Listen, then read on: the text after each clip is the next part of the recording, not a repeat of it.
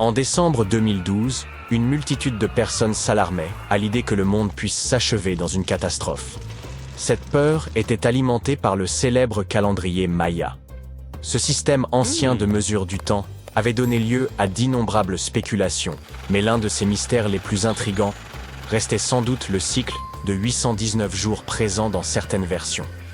Personne ne parvenait à en expliquer la présence ou le fonctionnement, jusqu'à ce qu'un groupe de chercheurs de Cambridge ait récemment révélé une hypothèse éclairante. Tout d'abord, comment le calendrier Maya fonctionne-t-il ? La méthode employée par cette civilisation pour décompter les jours repose sur ce que nous appelons aujourd'hui le tour du calendrier. Imaginez 3 mécanismes d'engrenage imbriqués, formant des cycles interdépendants. Le premier correspond à une année solaire de 365 jours, désignée par le terme Hab. Le second cycle se compose de 20 noms, tandis que le troisième est formé par une série de 13 chiffres, aboutissant à un calendrier sacré de 260 jours, appelé Tzolk'in. De manière comparable à notre façon de désigner une date comme le 25 décembre 2025, les Mayas nommaient leurs jours en fonction de l'alignement des 3 cycles. Par exemple, un jour pouvait être identifié comme 3 Maniques et 14 Pop. Il faut un cycle complet de 52 ans pour que ces 3 systèmes se synchronisent à nouveau. Après quoi, les jours recommencent à se répéter. C'est ici que les choses se complexifient davantage. Certains monuments mayas comportent des inscriptions énigmatiques mentionnant un autre cycle, le fameux compte de 819 jours. On en dénombre environ une vingtaine d'exemples, principalement découverts à des endroits tels que Palenque et Yaxchilan, au Mexique. Ces inscriptions, loin d'être anodines, suggèrent que ce calendrier renferme un secret d'importance.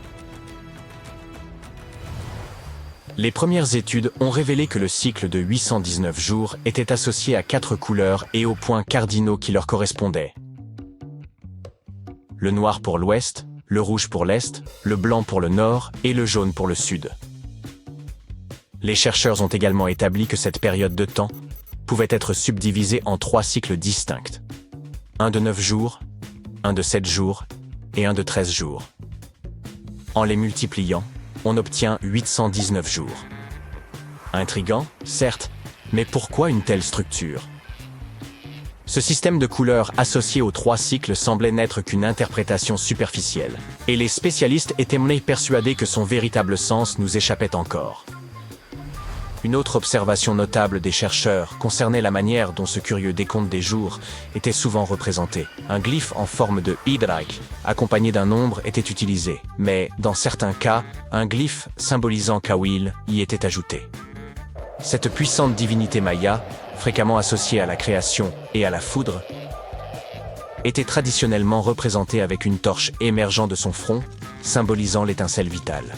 Dans les années 90, une étude a avancé une hypothèse intrigante. Lorsque l'iconographie de Kawil montrait des émanations de fumée et de feu depuis son front, elle pourrait représenter les planètes Jupiter ou Saturne, voire les deux simultanément.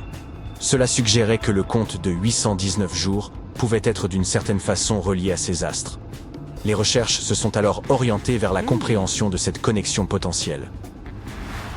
La première hypothèse formulée était que ce calendrier avait pu servir aux Mayas pour suivre les mouvements de Jupiter et Saturne. Les chercheurs ont ensuite relevé une particularité fascinante. Ces cycles semblaient correspondre aux périodes synodiques de ces planètes.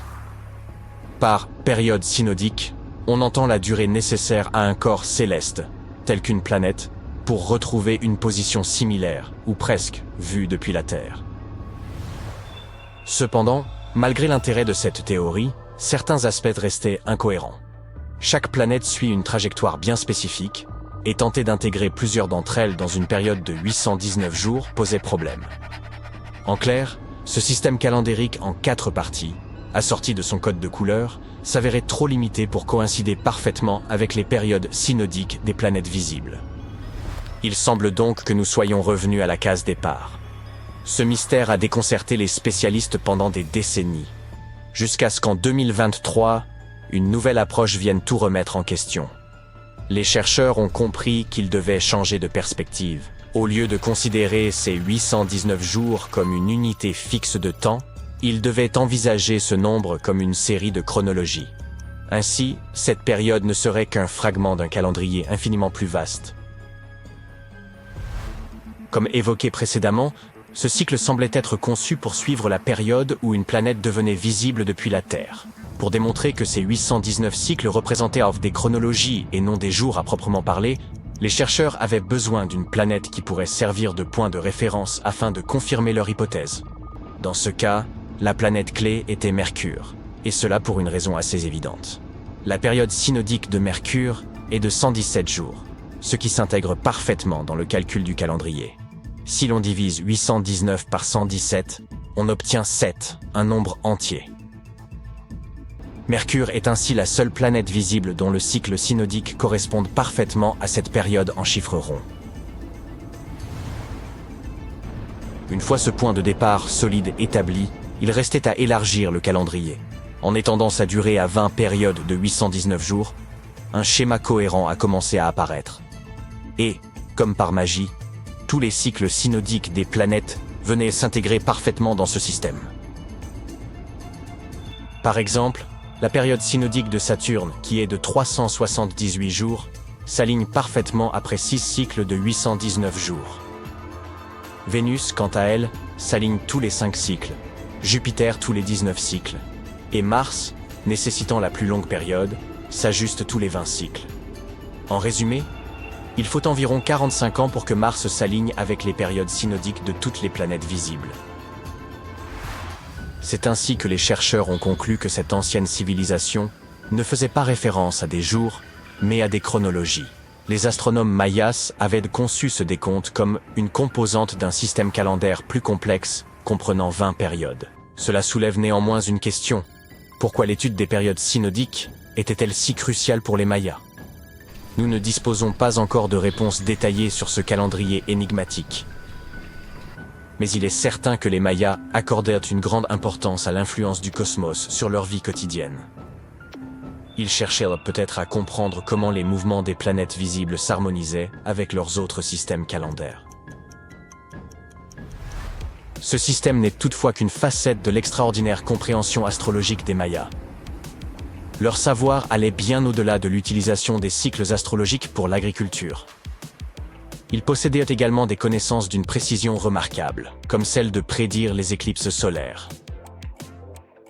Les archéologues estiment que le lien entre les Mayas et les étoiles se manifeste dans les vestiges de leur civilisation. Un exemple célèbre se trouve dans la pyramide de Chichén Itzá, située dans la péninsule mexicaine du Yucatan. À la base de son escalier, on peut observer une tête de serpent sculptée dans la pierre. Mais le détail le plus fascinant se produit lors des équinoxes de printemps et d'automne, lorsque le jour et la nuit ont une durée égale. À ces moments précis, le soleil projette des ombres triangulaires sur l'escalier, donnant l'illusion d'un serpent ondulant le long des marches. Un autre exemple de l'intégration de leurs connaissances astronomiques se trouve à Tikal, au Guatemala. Cette pyramide, construite aux alentours de l'an 1 après Jésus-Christ, est considérée comme l'un des premiers complexes astronomiques des Mayas. Grâce à son orientation et son alignement minutieux, elle leur permettait de suivre et de calculer avec une grande précision les solstices et les équinoxes.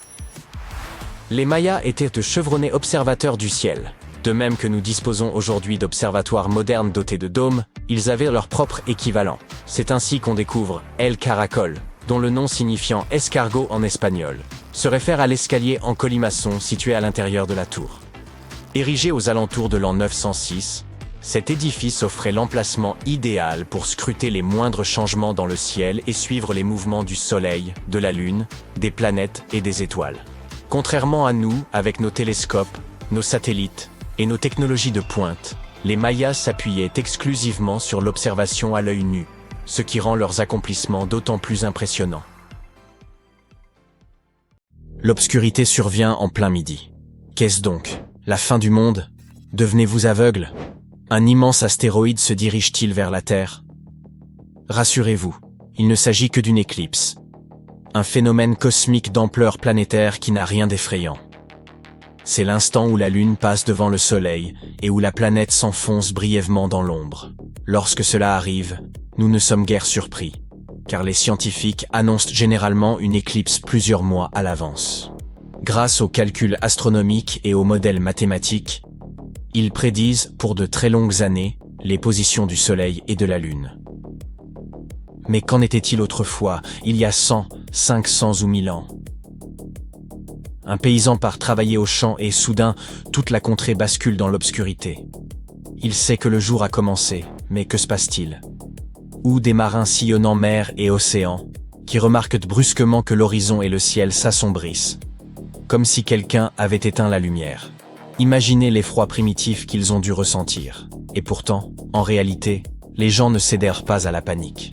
Bien avant l'invention des ordinateurs, des télescopes géants et des satellites, les hommes savaient déjà prévoir le moment d'une éclipse. Comment s'y prenaient-ils? Les peuples anciens étaient bien plus perspicaces que certains ne l'imaginent. Voyons comment ils réalisèrent leurs calculs astronomiques à travers l'exemple de la civilisation maya et de son célèbre calendrier des éclipses. Ainsi, si vous l'ignoriez, les Mayas constituent un peuple autochtone de Mésoamérique, autrefois établi dans le sud du Mexique, le nord du Belize et le Guatemala. D'ailleurs, le terme « autrefois » convient mal. Ce peuple existe toujours.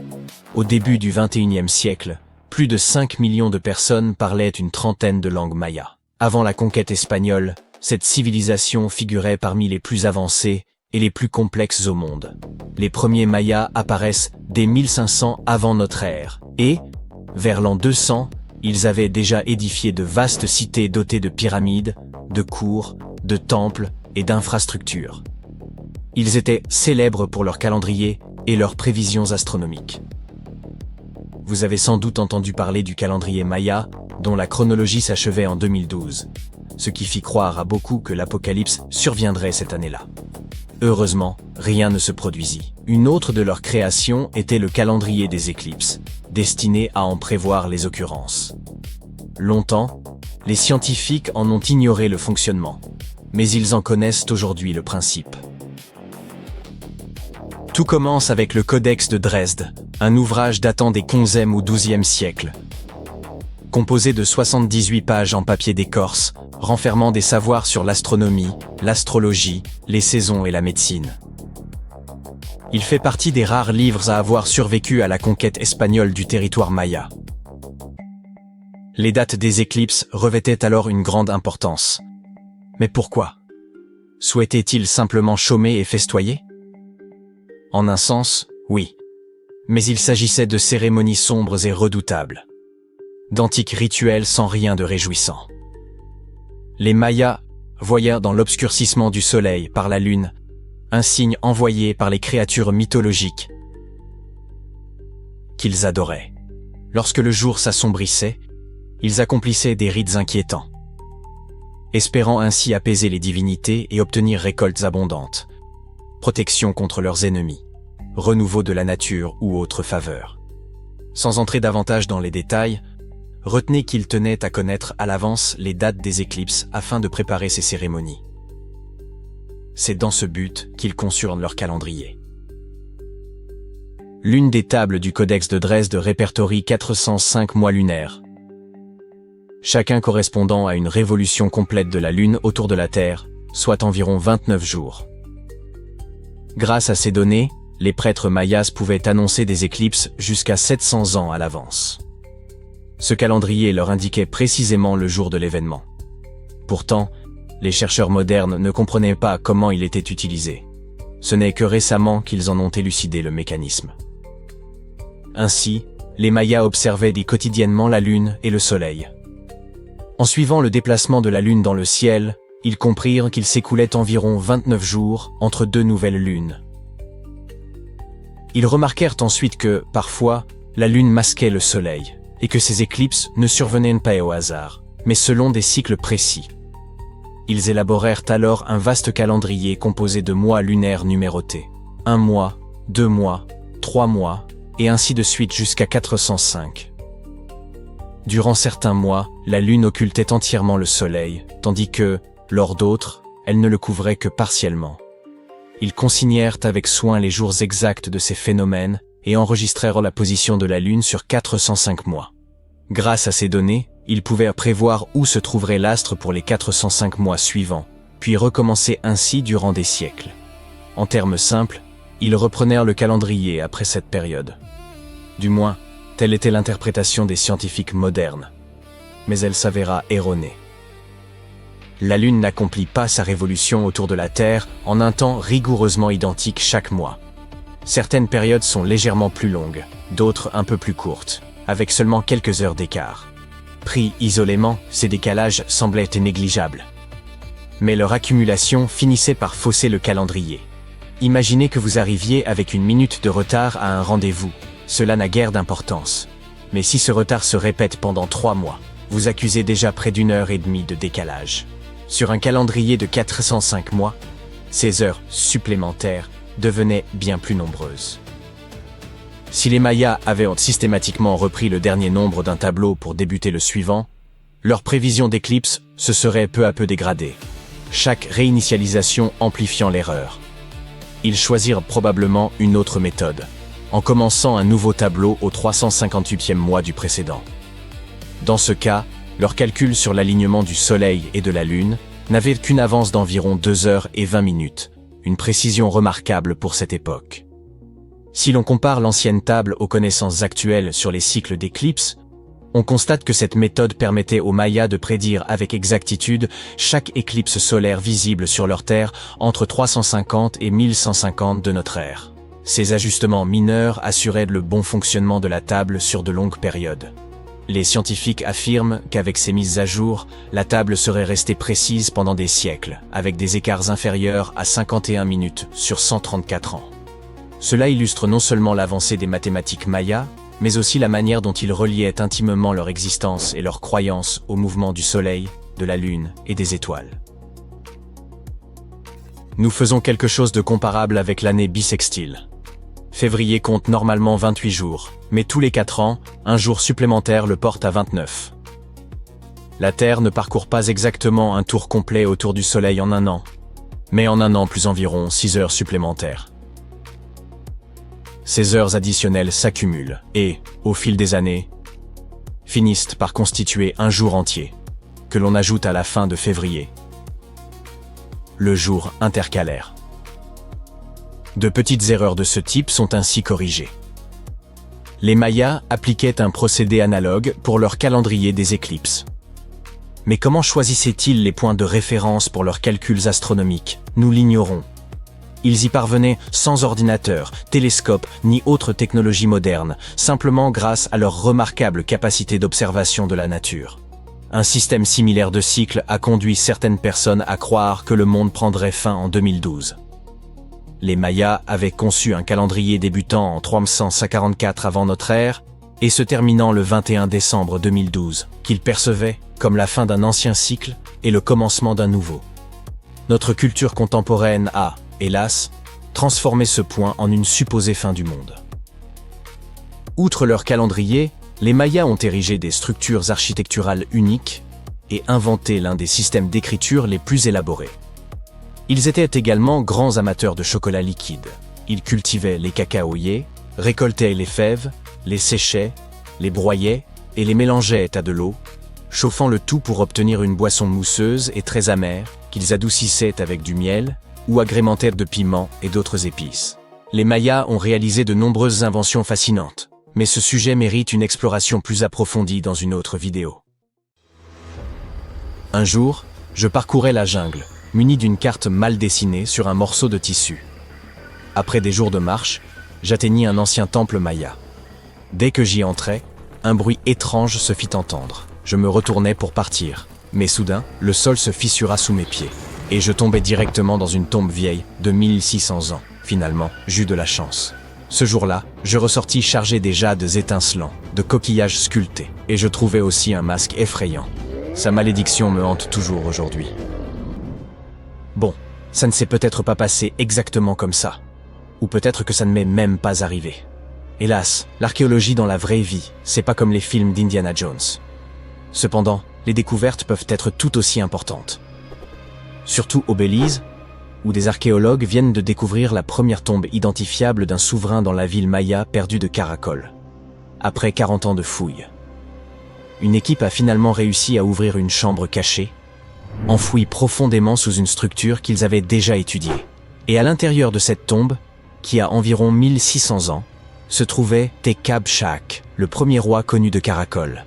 On traduit couramment son nom par « Dieu de la pluie et de la branche d'arbre », ce qui est très poétique et vraiment génial. Le roi Shak était considéré comme une divinité maya qui contrôlait la pluie, le tonnerre et les éclairs. Selon le folklore, il utilisait des haches pour frapper des serpents porteurs de pluie dans le ciel, et il se mettait à pleuvoir. Le roi enterré est considéré comme le fondateur de la dynastie. Et cette dynastie a duré plus de 460 ans. Et en jugeant par ce qui a été enterré avec lui, nous pouvons supposer que le roi Shak était très admiré. Sa tombe contenait des perles de jade, des os sculptés, des bijoux en coquillage et des vases en poterie rituelle. L'un de ces vases représente Ekchua, la divinité maya du commerce, recevant des offrandes. D'autres montrent des prisonniers liés. Les archéologues ont su qu'ils avaient trouvé une haute royauté lorsqu'ils ont remarqué des quantités considérables de cinabre rouge dans la tombe, un matériau rare et coûteux propre au monde maya. Il y avait aussi un masque en mosaïque de jade, assemblé comme un puzzle pour couvrir le visage du roi d'un vert éclatant. On n'utilisait pas seulement le jade parce qu'il est très brillant. Il était sacré et symboliquement associé à la vie et à la mort. Le jade poli scintille comme s'il avait été trempé dans de l'eau, et il est froid au début mais se réchauffe rapidement dans la main. Pour les anciens Mayas, cette qualité faisait du jade une substance vivante, respirante. Et pour cette raison, il possédait une grande importance religieuse et spirituelle. Les Mayas l'associaient au souffle de la vie, à la royauté, à l'éternité. Couvrir de jade le visage de quelqu'un montrait à quel point cette personne était importante. Le masque du roi Shak n'a pas encore été examiné correctement, mais un autre masque célèbre, celui du roi Pakal, est lui constitué de plus de 346 fragments de jade vert. Un travail méticuleux. Mais ce qui est peut-être le plus fascinant, symboliquement à propos de ce roi, c'est qu'il était vieux, pas seulement parvenu au bout d'une longue vie, mais vieux au point d'être édenté. Pour nous, cela signifie qu'il ne sait pas bien nettoyer les dents. Parce que non, on ne perd généralement pas ses dents simplement en vieillissant, à condition qu'on maintienne une bonne hygiène bucco-dentaire et qu'on ait les soins adéquats. D'un autre côté, selon les légendes mayas, les édentés possédaient des pouvoirs spirituels. Les dirigeants et les chamans servaient d'intermédiaires entre les différents royaumes, et dans l'art, les divinités âgées ou du monde souterrain étaient souvent représentées sans dents. Et puisqu'on parle de monde, la cosmologie maya divisait l'univers en 3 couches. Le monde du haut était le domaine des dieux. Le monde du milieu était celui des hommes. Il reposait sur le dos d'une tortue ou d'un caïman géant et était entouré d'une mer primordiale. Et en dessous se trouvait le monde d'en bas, connu sous le nom de Xibalba, un royaume sombre et complexe, peuplé d'esprits et d'ancêtres. Et certaines personnes, notamment les dirigeants, les chamans et les anciens, étaient censés se déplacer entre ces mondes. Notre roi était un dirigeant, portait un nom de type divin et était un ancien édenté. Son niveau de puissance devait être incommensurable. Mais ce n'est pas tout. Voici le plus inquiétant. La tombe était enfouie sous une autre tombe, découverte en 1993.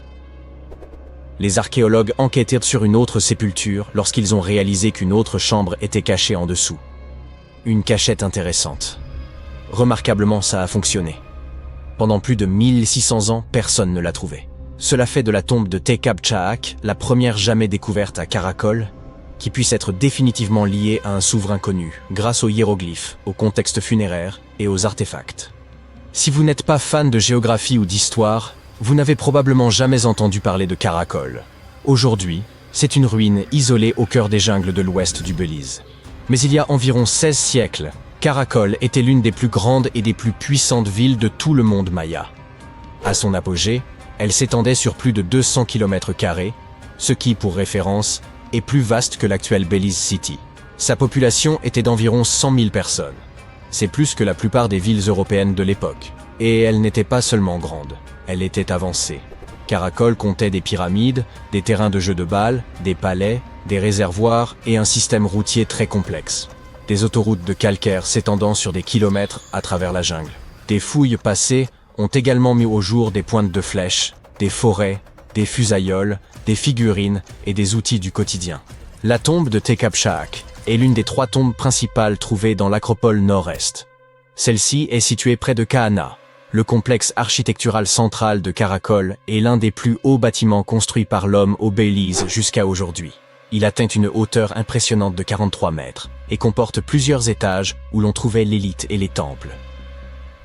Mais même avec cette taille, trouver des tombes n'est pas du tout chose facile. La plupart ont déjà été pillées. Nous ne savons pas ce qui se cache encore là-bas. Et dans certaines zones, creuser risque de causer de dégâts. C'est pourquoi il a fallu des décennies aux chercheurs pour finalement trouver quelque chose d'intact. Toutefois, ils ont répertorié plus de 850 sépultures et 175 tombes à Caracol au cours de leur mission qui a duré 4 décennies. L'une des premières tombes, datant d'environ 350 de notre ère, est une sépulture par crémation contenant des artefacts rituels tels que des lames en obsidienne, des pointes de lance et des stylets de céramique associés au Mexique central. Si vous êtes archéologue, cette ville sera pour vous mine d'or historique. Mais les mines d'or historiques s'accompagnent souvent de mises en garde. Par exemple, n'entrez pas, le plafond pourrait vous tomber dessus. De plus, même si les scientifiques sont enthousiastes à propos de cette découverte, le roi est probablement agacé s'il peut réellement voyager entre les différents mondes. Alors, qu'est-ce qu'on fait maintenant que le repos éternel du roi a été perturbé? En ouvrant et en entrant dans la tombe de Tecabtchac, les archéologues ont pénétré dans un lieu sacré censé rester fermé. Les tombes mayas n'étaient pas simplement des trous dans le sol avec un cercueil joliment taillé. Elles étaient scellées comme des coffres cosmiques, fermés avec de la pierre, de la terre, et parfois des rituels de fermeture élaborés. L'idée, c'est qu'une fois refermé, ce que la tombe contenait ne devait plus être touché. L'archéologie à Caracol et dans d'autres villes mayas nous ont bien prouvé tout ça. Des couches épaisses et impénétrables, des offrandes définitives et des débris soigneusement déposés signifiant clairement que nul ne devait pénétrer à l'intérieur. Les archéologues d'aujourd'hui les traitent encore ainsi. Ils travaillent selon des lois et des protocoles stricts et font montre du plus grand respect pour ce que tout cela représentait pour les bâtisseurs d'origine. Cependant, il est étrange de penser à la mythologie et de se demander si Tchak va hanter les archéologues. Je suppose que nous verrons bien. Il ne devrait pas avoir peur. Il est vieux et n'a pas de dents. Peut-être qu'il les embêtera avec de la pluie. Après tout, il tient son nom d'une divinité pluvieuse, et nous ne connaissons toujours pas sa véritable puissance. Les Mayas étaient une civilisation fascinante, et leurs structures comptent encore parmi les plus mystérieuses que l'on puisse trouver. Bien qu'ils aient été isolés du monde connu, ils ont également construit des pyramides sans grue, cartographié le ciel nocturne sans télescope, et ils savaient comment enterrer un roi.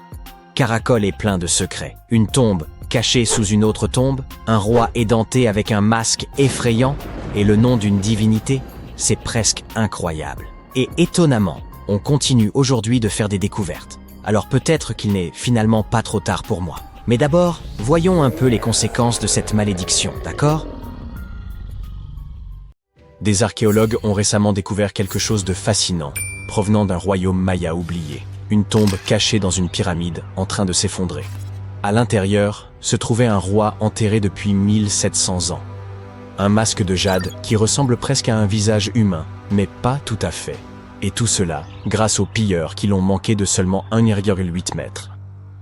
Ils sont tombés dessus en 2022, dans les jungles denses, près de la frontière du Guatemala, du Mexique et du Belize. À l'époque maya, ce petit endroit s'appelait Xochquitam. C'est une cité perdue, à moitié engloutie par la jungle. Cet endroit ne représentait pratiquement rien comparé à d'autres grandes villes mayas, comme Tikal ou Teotihuacan. Ou du moins, c'est ce que nous pensions. L'équipe a découvert une tombe d'un souverain maya. Les artefacts, les noms des rois, tout cela a révélé que Xochquitam n'était pas simplement un petit village. C'était un lieu assez important pour cette culture. Et ce qu'ils ont trouvé à l'intérieur de cette tombe pourrait rivaliser avec les trésors de n'importe quelle métropole maya. Le plafond de la tombe s'était effondré il y a longtemps, mais les offrandes étaient toujours à l'intérieur et sont restées intactes même après des siècles. Ils ont récupéré plus de 16 coquilles de spondylus. Ces objets étaient utilisés par l'élite ancienne pour le pouvoir et les rituels. Cela signifiait que, quelle que soit la personne liée à la tombe, il s'agissait de quelqu'un de riche, de haut statut, qui avait eu droit à un enterrement cérémoniel. Les archéologues ont également trouvé des fémurs sculptés. Ils étaient gravés avec des hiéroglyphes et des noms. Les Mayas écrivaient littéralement leur histoire dans des restes humains. Les chercheurs veulent approfondir leur étude et obtenir une analyse ADN des os. Cela pourrait peut-être aider à découvrir des liens familiaux, des origines ou des problèmes de santé auxquels ces personnes ont pu être confrontées. Et, plus important que tout, le masque de jade en mosaïque. Il a été assemblé à partir de tuiles vertes lumineuses pour former une expression qui semble presque humaine, presque vivante. Beaucoup de gens plaisantaient en disant qu'il ressemble au masque de Jim Carrey dans le célèbre film. Mais ce n'était pas un artefact magique. C'était le visage d'un roi maya oublié, nous regardant après 1700 ans de silence. Son nom était gravé dans les os du fémur, Itzam Kokaj Bahlam. Les historiens pensent que cela pourrait être le souverain qui a régné vers 350 avant notre ère. Malheureusement, cette période est extrêmement peu documentée, donc nous savons à peine quelque chose de cette époque. Mais il semble qu'il était assez important pour les habitants locaux. L'un des os montre même une figure sculptée, tenant la tête coupée d'une divinité. La tête de la divinité ressemble exactement au masque de jade. Peut-être que cela était censé représenter le roi lui-même, triomphant d'un méchant mythologique. D'autres inscriptions mentionnent le père et le grand-père du roi. Cela relie Xochitlam aux puissantes capitales mayas que nous avons mentionnées, Tikal et Teotihuacan. Tikal fut jadis le cœur battant du monde maya. C'était une mégapole fascinante. La ville s'élevait des basses terres guatémaltèques avec des pyramides à degrés imposantes qui frôlèrent le ciel. Cet endroit était le foyer de dizaines de milliers de personnes. C'était aussi un centre d'art, d'astronomie et de culture. Les dirigeants y étaient vénérés presque comme des dieux vivants. Leurs exploits étaient gravés dans des stèles qui se dressent encore au milieu des singes hurleurs. Teotihuacan était situé encore plus au nord. Voilà un mystère d'un autre genre. Ce n'était pas vraiment maya, mais plutôt mexicaine centrale. Pourtant, c'était une véritable métropole, l'une des plus grandes villes du monde à son époque. Elle était surtout célèbre pour son avenue des morts et ses structures colossales comme la pyramide du soleil. C'était un centre culturel riche qui avait une influence mondiale. Pendant des siècles, Tikal et Teotihuacan semblaient avoir des cultures complètement différentes. Tikal était une cité-État florissante où les gens adoraient la lecture, l'astronomie et la belle architecture. Teotihuacan était une superpuissance militariste titanesque. Deux grands centres du Mexique, séparés par 965,6 km de jungle et de montagnes. Comparé à ses capitales impériales, Xochitlam était comme un murmure. Mais il semble que ce type d'Itzam du tombeau n'était pas simplement le dirigeant d'un village quelconque. Il semblait avoir des liens politiques dans l'ancienne Mésoamérique. Le plus fou, c'est que nous avons failli perdre ce morceau d'histoire. Tout cela à cause des pilleurs. À un moment donné dans le passé, des pilleurs de tombes avaient tous creusé dangereusement près. Ils se sont arrêtés à seulement 2 mètres de la tombe. C'est comme dans ce mème avec les diamants. Parfois, vous arrêtez de creuser juste avant de toucher le gros lot. Mais dans notre cas, heureusement qu'ils ne l'ont pas atteint en premier, c'est à quel point nous étions proches de perdre un morceau d'histoire. Et dans une ironie presque poétique, ce sont les tunnels des pilleurs eux-mêmes qui ont conduit l'équipe d'Estrada Belli sur le site. Les archéologues ont exploré les environs et ont utilisé la technologie dite LIDAR. Il s'agit essentiellement de faisceaux laser tirés depuis les hauteurs qui les aident à cartographier l'endroit. C'est comme prendre des radiographies du sol de la jungle. Et c'est à ce moment-là qu'ils ont trouvé les petits signes d'intrusion. Ils ont rapidement compris que si quelqu'un creusait ici, il était probablement à la recherche de quelque chose d'important. Sans les pillards défaillants, ils seraient peut-être passés à côté d'une découverte. Quoi qu'il en soit, les archéologues veulent continuer à chercher. Ils pourraient trouver encore plus de chambres enterrées à l'intérieur de la pyramide abandonnée. Nous continuons à découvrir des choses mystérieuses liées aux Mayas. Récemment, enfouis profondément dans les ruines de Tikal, les archéologues ont découvert une maison. Et dans cette maison, un autel en calcaire. Il était recouvert de fresques éclatantes de rouge, jaune et noir. Ce qui est étrange, c'est que cette construction n'a pas été faite par les Mayas. Elle était indubitablement de style Teotihuacan. Et tout comme le tombeau précédent, elle a été réalisée il y a environ 1700 ans. L'autel a été découvert à l'intérieur d'une résidence de l'époque maya, connue sous le nom de groupe 6 des 15. Il mesurait 1,1 mètre par 1,8 mètres et se trouvait au centre de la maison. C'était très typique des traditions de Teotihuacan. Il portait une fresque du dieu de la tempête. Ce dernier était également une divinité centrale dans le panthéon de Teotihuacan. Mais cet autel ne représentait ni roi ni souverain. C'est très étrange. Comme nous l'avons dit, les Mayas vénéraient et honoraient leur dynastie et le pouvoir politique, les affichant pratiquement partout comme des produits dérivés. Mais cet autel, au contraire, vénérait uniquement les divinités. et ils le faisaient au cœur de la capitale principale des Mayas, Tikal. Lorsque les archéologues ont plongé plus profondément, ils ont vu cela comme une preuve indéniable que les Teotihuacanos n'étaient pas seulement venus à Tikal. Ils y ont prospéré. Cette maison n'était pas simplement un comptoir commercial. Des gens y vivaient réellement. Les Teotihuacanes ont construit des maisons, pratiqué leurs rituels et laissé derrière eux leur divinité dans cette ville. Et les Mayas semblaient être détendus à ce sujet. Les chercheurs pensent que c'était un foyer pour certaines élites venant de Teotihuacan. Ou peut-être appartenait-il à des Mayas qui pratiquèrent la culture téotihuacane et la respectaient profondément.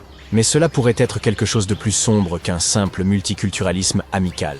Les deux villes n'étaient pas en excellents termes. Il y avait une certaine tension, peut-être même de la surveillance. La maison et l'hôtel ont probablement été construits autour de 300 à 400 avant notre ère. C'était une période où Tikal gagnait en puissance. Cela a peut-être attiré l'attention du puissant empire au nord. C'est presque comme si les Mayas avaient provoqué la bête. Entre 400 et 450 avant notre ère, cette attention pouvait être devenue quelque chose de sinistre. L'hôtel pourrait avoir été en réalité le symbole de la domination. Les Mayas de Tikal avaient-ils véritablement accueilli leurs invités, ou bien étaient-ils venus ici pour commencer, sans détour, à construire des hôtels étrangers dans des espaces sacrés? Teotihuacan a-t-elle utilisé cela comme une sorte d'invasion douce? Dans ce cas, il serait logique que les Mayas détruisent cet endroit ou le vandalisent d'une manière ou d'une autre. Les Mayas enterraient régulièrement leurs bâtiments et reconstruisèrent par-dessus. Mais, pour une raison inconnue, cet hôtel est resté intact. Les Mayas l'ont trouvé et l'ont enterré avec les bâtiments environnants tels qu'ils étaient. Pas de vandalisme, pas de destruction, pas même de reconstruction. On dirait qu'ils avaient des sentiments complexes à l'égard des Teotihuacans. C'était une époque où les cultures s'affrontaient, fusionnaient, se chevauchaient et se surveillaient peut-être les unes les autres. Peut-être qu'un jour, nous en apprendrons davantage sur ce qui s'est réellement passé entre ces civilisations anciennes. Imagine que tu as 15 ans et que tu en as assez de jouer à des jeux vidéo. À la place, pour passer le temps, tu décides d'accorder un peu d'attention à tes vieux hobbies. Retrouver des cités mayas perdues. Tu as entendu dire que certaines civilisations anciennes auraient construit des villes entières en se basant sur les constellations. Alors, tu décides de vérifier si cela est vrai pour les Mayas. Tu trouves un livre contenant toutes les constellations que la civilisation maya croyait exister. Tu ouvres Google Maps et tu cartographies toutes les anciennes villes mayas découvertes à ce jour. Tu commences à voir que ces informations correspondent réellement. Les plus grandes villes mayas anciennes correspondent aux étoiles les plus grandes et les plus brillantes des constellations mayas. Ok, ça devient intéressant. Tu as réussi à cartographier plus de 100 villes anciennes quand tu remarques soudain quelque chose d'étrange.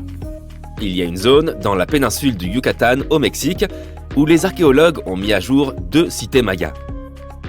Mais sur la carte des constellations, il y a 3 étoiles. Cela pourrait-il signifier qu'il y a une ville perdue depuis longtemps qui attend d'être découverte? Tu pourrais trouver ça très naïf. Mais l'histoire est vraie. Elle est arrivée à un adolescent canadien nommé William Gadouri. Ce garçon est connu comme un génie des sciences et a même remporté un prix pour la théorie des constellations que nous venons de présenter. Lorsqu'il a remarqué qu'il manquait une 3e ville dans la 23e constellation qu'il examinait, il a commencé à parcourir Internet, à la recherche de photos satellites qui pourraient l'aider à résoudre ce mystère. Il a examiné des images de la NASA, de la JAXA, une société de satellites basée au Japon, et de Google Earth. Ces images étaient encore insuffisantes pour répondre à ces questions. Alors il a contacté un ami au sein de l'agence spatiale canadienne. Son ami lui a fourni des images satellites à la pointe de la technologie qui lui ont donné la réponse qu'il cherchait. D'après les images, il y a une grande zone carrée, juste à la frontière du Mexique et du Belize, qui ressemble au reste d'une cité. William a montré les images à un expert en télédétection, le docteur Armand Larocque, de l'Université du Nouveau-Brunswick. Ils ont étudié les images en profondeur et ont conclu que la zone pourrait abriter 30 bâtiments et même une grande pyramide.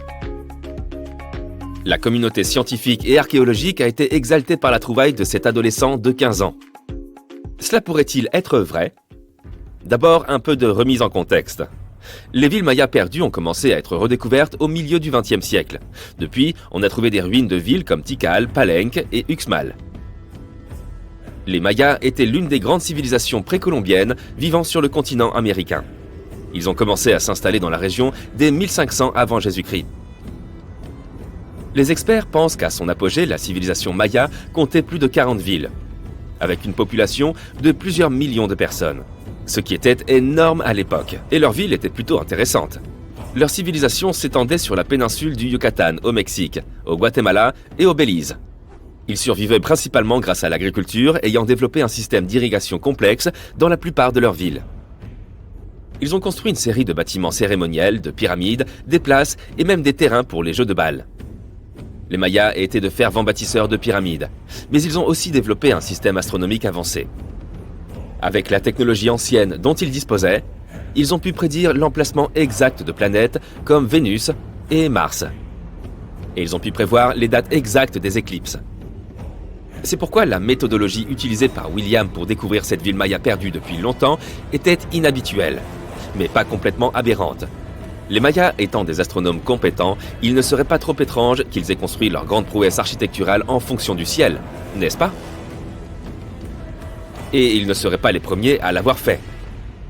Une célèbre frange de l'égyptologie se consacre à étudier comment les pyramides de Gizeh ont été construites en parfait alignement avec la constellation d'Orion.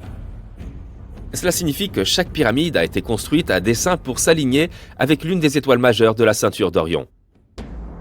William affirme qu'il a eu l'idée de regarder les constellations mayas parce qu'il ne comprenait pas pourquoi les Mayas avaient construit leurs villes là où ils les avaient construites. La plupart des grandes villes, comme Chichén Itzá et Uxmal, ne sont pas proches de rivières ou de plans d'eau importants. Au lieu de cela, elles sont construites sur des terres pauvres et au sommet de montagnes, ce qui a déconcerté le jeune homme de 15 ans. Il a ensuite pensé que cela pouvait avoir un rapport avec l'astronomie. William a nommé la nouvelle ville qu'il a découverte Bouche de Feu, et il a même gagné un prix du mérite pour son travail acharné. Cependant, sa théorie a été très contestée au sein de la communauté archéologique, et de nombreux experts mayas ont travaillé à démentir les découvertes de William. Certains archéologues affirment que les théories des constellations sont trop peu scientifiques. Anthony Aveni, un anthropologue et astronome renommé, a qualifié la méthodologie de William d'acte d'imagination créative.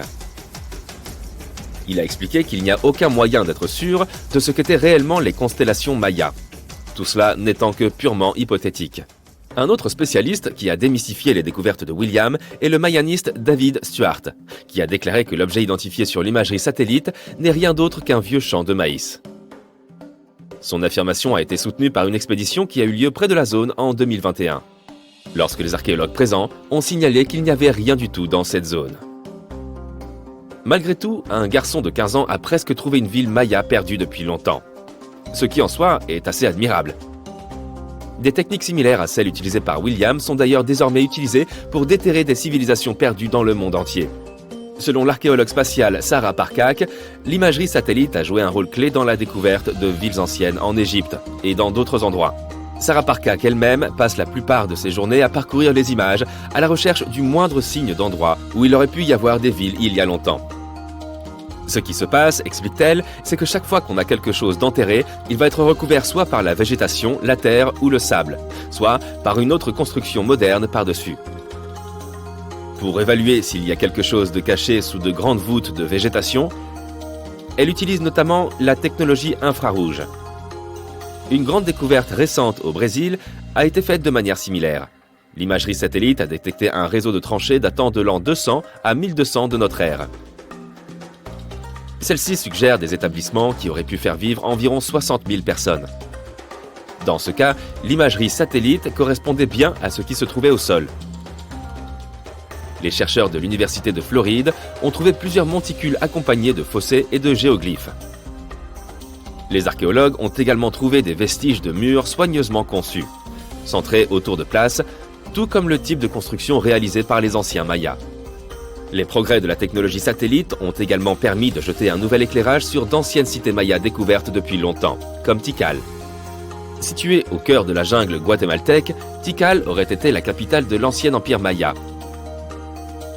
À son apogée, elle était comparable en importance à des villes comme Londres ou New York dans le monde d'aujourd'hui.